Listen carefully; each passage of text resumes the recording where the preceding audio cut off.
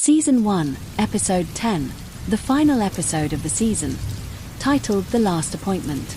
The episode opens with a cold, pre-dawn aerial shot of Old Calabasas, the wealthy suburb still asleep, its perfect streets hiding the growing rock beneath. Detective Mara Keene sits alone in her car, replaying the USB footage again and again, each frame of Adrian dragging the plastic-wrapped body burning deeper into her mind.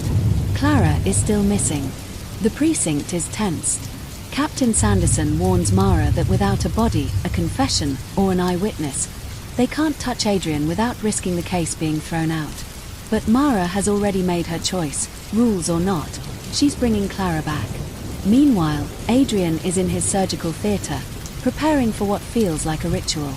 He sets out a fresh set of scalpels, sterilizes the table, and lights a single candle in the corner. A strange, almost ceremonial gesture. The camera lingers on his hands as he sharpens his tools, humming the same soft tune from previous episodes. Elliot arrives at the clinic under the guise of a casual visit. He tries to pry information from Adrian, hinting at the vacant building and the late-night drives. Adrian brushes it off with charm, even laughing, but as Elliot leaves, Adrian's smile fades into something much darker. Mara tracks Adrian's car via traffic cam pings from the night Clara vanished. The trail leads to the wooded outskirts where Clara's car was found, but deeper in, there's an abandoned hunting lodge. Inside, Mara finds disturbing traces: surgical drapes, empty anesthetic vials, and faint smears of blood that glow under her flashlight. Just as she's photographing the scene, she hears a creak upstairs. She rushes up, only to find Clara, alive but groggy, strapped to a chair, an IV in her arm. Clara warns her that Adrian is coming back soon. Mara starts to untie her when headlights sweep across the lodge windows.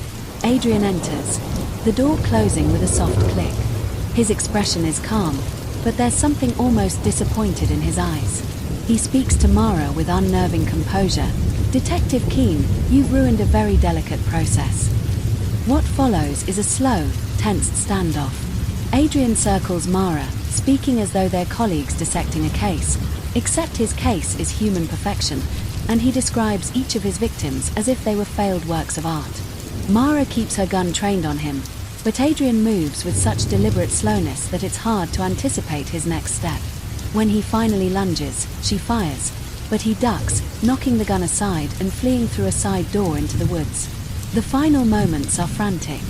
Mara frees Clara and calls for backup, but by the time officers flood the woods, Adrian is gone. All they find is his blooded surgical coat hanging from a tree branch, swaying in the wind.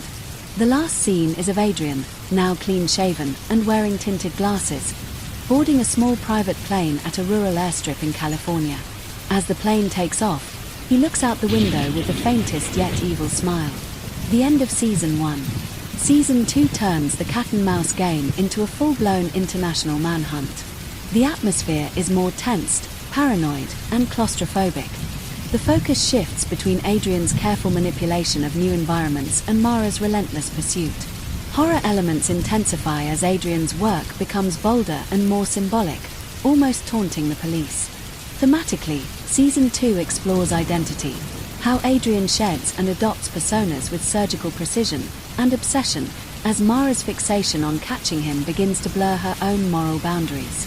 Thank you for joining me in this suspenseful and riveting first season of this bingeable true crime miniseries. Please like and subscribe for the concluding Season 2, a real cliffhanger.